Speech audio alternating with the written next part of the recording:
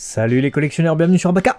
On se retrouve aujourd'hui pour parler de Dragon Ball Daima, avec une série de gachapon qui vient tout juste d'être annoncée et à laquelle on ne s'attendait pas du tout. Effectivement, une nouvelle du coup pour cet été 2025 avec l'arrivée de gachapon mes amis. Alors apparemment de très haute qualité mais non signé Bandai Premium pour le coup. HG Dragon Ball numéro 3 Daima Edition avec 4 personnages à la clé. Bien sûr, on est dans l'originalité, vous l'avez vu avec la miniature. On va revenir sur chacun d'entre eux et voir si oui ou non on valide. Ouais, on a commencé du coup par le Goku Super Saiyan 4 qui vient inaugurer, alors c'est le dernier personnage à apparaître dans Dragon Ball Daima. Donc déjà vous avez un petit indice sur ce que je pense de ce line-up. C'est-à-dire que la première série Dragon Ball Daima de gachapon, la première, hein, ils vont en faire d'autres à mon avis. La première série commence par la fin. Eh ben ouais. Non seulement il commence par la fin de la série, mais il commence vraiment par les tout derniers personnages à être apparus. Donc Goku Super Saiyan 4, qui est d'une qualité plutôt sympathique, je trouve, en tout cas si c'est du gachapon comme il l'annonce sur le site de Dragon Ball News, site officiel. Donc c'est la troisième série de HG qui est relancée, vous savez. Ils appellent ça Daima Edition. Ça explique pourquoi on n'a que 5 personnages, je trouve ça très peu.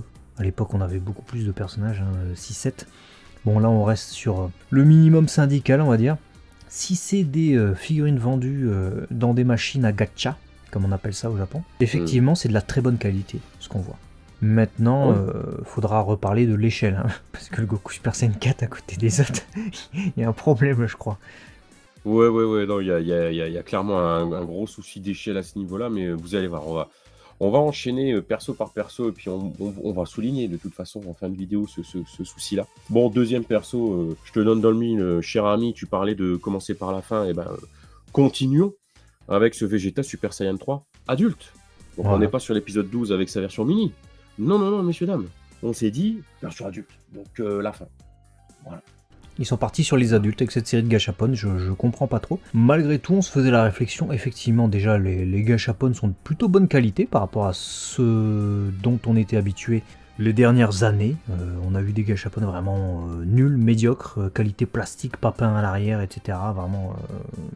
Vraiment pas de bonnes figurines. Et là, on retrouve un peu une qualité qui me fait beaucoup penser au DG qu'on avait eu à l'époque, qui était d'une qualité assez exceptionnelle pour des gachapon, avec des cheveux comme ça très luisants, semi-transparents, mais pas transparents véritablement, mais clear, hein. Voilà, clear, je pense que c'est plus le mot, mais à la fois brillant, pas métallique, contrairement à ce qu'on pourrait penser. Les bonnes couleurs, très claires, couleur manga, avec beaucoup d'ombrage, j'aime bien, le sculpte également, et c'est peut-être l'un des plus beaux Vegeta Super Saiyan 3 que j'ai pu voir en figurine dernièrement, parce que j'aime pas du tout cette forme en figurine, j'aime pas du tout cette forme déjà, pour Vegeta, mais déjà elle est incohérente en plus de ça, mais en figurine souvent elle est pas, voilà tu vois, là ça va. Là ça va, franchement, surtout sur le visuel que tu m'as montré là, qui fait justement très Bandai Premium, j'ai quasi rien à dire en fait sur Vegeta Super Saiyan 3 pour un gachapon de cette taille là. Le sculpte est efficace, la chevelure, alors c'est vraiment pas son point fort, hein, mais bon ça, les goûts et les couleurs, mais je trouve tu vois le sculpte, la direction que prennent ses cheveux, beaucoup plus superposés tu vois, aux ébauches que Toriyama a pu avoir. Il y a un truc, voilà, je me dis ok. Et puis le reste, ça baffe pas. Il y a des finitions noires dans l'armure et tout. Bon, on verra ce qu'on aura en résultat final, mais écoute, au moins on peut se réjouir du fait qu'ils ont réussi à nous faire dire des choses positives sur une figurine de Vegeta Super Saiyan 3 adulte. C'est bien. J'avoue, après on est là pour juger les figurines, comme vous le savez, on parle des figurines, on parle pas du scénario de la série. Et on se retrouve avec Goma, donc encore une fois Giant Goma, comme on l'avait eu en Ichiban Kuji, c'est la deuxième figurine du coup du personnage à sortir comme ça sous cette forme, la forme finale du personnage. Encore une fois c'est la fin de la série. Il est cool. Après l'échelle, elle est pas ouf, hein, véritablement, vu qu'il est censé être gigantesque. Bon, après c'est un gachapon, donc j'imagine qu'il pouvait pas mettre une grosse figurine dans des petites boules de gacha, ce qui est logique. Malgré tout, bon, même en face du Goku Super Saiyan 4 auquel il va, je trouve pas que ce soit très cohérent. En termes de sculpt, c'est pas la meilleure de la série, parce qu'il peut y avoir une démarcation là au niveau du cou.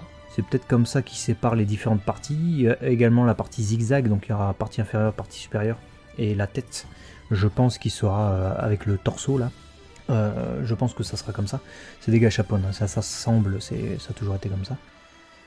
Mais sympathique, sympathique. Hein. Et puis j'ai envie de dire, en fait, ce line-up, ok, on l'a déjà eu le Goma comme ça en Ichiban-Kuji.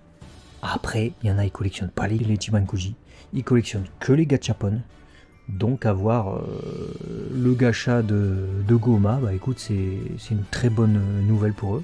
Donc je comprends tout à fait son existence. Je suis pas choqué outre mesure. Je suis d'accord avec toi. Et puis normalement, on leur enverra le prix. Hein, on ne les a pas encore le prix, mais ça te permet peut-être parfois aussi d'avoir des petites figurines comme ça à moindre coût. Donc pourquoi pas. Pourquoi pas. Tu as tout dit sur ce que je pense de Goma. Donc on va passer sur notre tout vert, le dernier des 4 du coup, Piccolo, qui montre son minois. Alors, je le trouve limite mieux sur l'image que tu m'as envoyée. En fait, j'y trouve limite toutes sur les 4 là, sur l'image promo là, que quand je les vois individuellement sur le site officiel. J'ai l'impression que sa tête est plus écrasée sur la version officielle que sur l'image promo, mais c'est peut-être moi. Mais il a l'air pas mal. Il a l'air pas mal. J'espère juste que son visage sera pas écrasé comme il disait, mais les finitions ont l'air mieux. En fait, tu vois, je parlais tout à l'heure des creux, dans les creux que des fois on retrouve, tu sais, une sorte d'encre noire pour comme finir certaines choses. Et j'ai l'impression de le ressentir sur le visuel, tu sais, qui fait très premium là, que ce soit dans les liserés de sa peau, de ses muscles, ou le Vegeta, tu vois, dans les chaussures, les bottes, etc., même de Piccolo. Chose qu'on retrouve moins, je trouve, sur les visuels individuels sur le site. Alors, est-ce que c'est les contrastes, est-ce que c'est les niveaux, est-ce que c'est... bon, c'est rien qui font que. Mais, bon, Piccolo, quoi. Ouais, couleur manga. Comment on l'a. Couleur manga, ceinture rouge, violet, purple pétant. Et puis les bras, non pas roses, mais bien jaunes. Par contre, 5 doigts, hein, comme dans la série animée.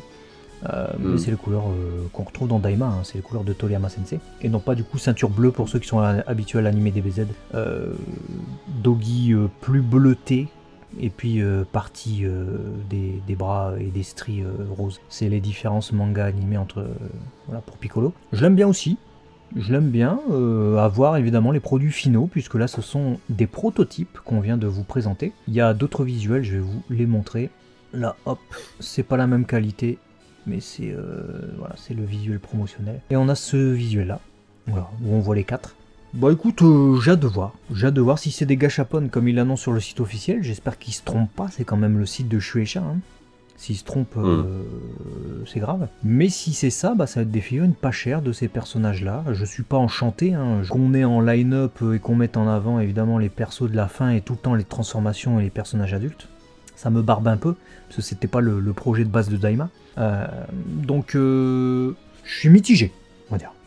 Je reconnais la qualité, je reconnais l'utilité pour le collectionneur qui collectionne des gachapon et qui a envie de les avoir à un moment donné. Maintenant, je comprends pas pourquoi c'est ça la première série. Et puis voilà. Ouais, c'est le line-up en fait, hein. C'est-à-dire qu'ils veulent taper fort tout de suite sur les transfos, de la bagarre. Vous avez vu la bagarre, on va vous donner la bagarre. Et c'est vrai que du coup, bah, je me sens biaisé. C'est un peu le même sentiment que j'ai qu'avec Daima. C'est que où sont les séries progressives de Daima, tu vois? Tu commences par la 1, tu nous fais déjà le line-up avec Goku Mini qui débarque, tu nous fais Glorio, tu nous fais Panzi, tu nous fais le vaisseau, tu vois? Tu fais des trucs. Série 2, tu commences à nous mettre je sais pas, tel le Tamagami, tu nous mets le Vegeta Mini Super Saiyan 3 si tu veux. Tu mets Neva, tu commences, tu vois, à instaurer, ah bah là, ça a été les rencontres du deuxième Akai. Dans le premier, tu mets... t'avances et après Bah, c'est ça. sur ça. Tu racontes une histoire. T'inquiète pas, on va y arriver à cette transformation. Ne t'en fais pas, on te fait confiance, Bandai, pour nous faire vendre le Super Saiyan 4 et Vegeta Super Saiyan 3 adulte. Ne t'inquiète pas, ne stresse pas. Là, on a l'impression qu'ils sont en mode oh, putain, faut tout mettre. Les transfos, vous les mettre maintenant parce que ça se vendra plus. Calmez-vous. On a compris que vous avez des bonhommes transformés. Bon. Donc ouais, je me sens biaisé, je me sens en mode je suis comme toi, c'est quoi le message en fait? C'était un voyage ou c'était que pour placer une transfo? Bah ouais, Bon. c'est ça, véritablement, on a l'impression que Daima c'était vraiment juste pour placer les transfos, quoi. Et on est un peu dégoûté de ça, nous on voulait du voyage, on voulait de l'aventure et du progressif, que ça nous raconte quelque chose en vrai. Et même avec les dérivés, bah ça nous raconte rien en vrai, hein. C'est au moins c'est corrélé C'est avec triste, la c'est série triste. télé, hein, tu vois, j'ai envie de dire. Mais ouais, c'est triste. Parce que t'as l'impression qu'ils se disent ouais, faut les mettre maintenant. Et puis si celles-là se vendent pas, bah ils mettront jamais le début en fait. C'est ça aussi qu'il faut se dire. Putain, ouais, c'est vrai. Bah vrai. ouais. Ouais, c'est vrai. Bah c'est oui. vrai, c'est vrai. Non mais c'est abusé. Ouais. Eh ben, c'est triste. Ouais, c'est triste, c'est triste. On se fout de nous. Bon voilà, dites-nous ce que vous pensez en tout cas des figurines. Nous on trouve qu'elles sont de qualité pour des gâchapones. Après ça reste les prototypes évidemment. Hein. On verra sur les produits finaux. Est-ce qu'on les achètera pas ma priorité dans la vie, j'ai envie de dire. On verra. Voilà. À très vite en tout cas sur Abaca HD. Collectionneur. Des bisous les amis. À la prochaine.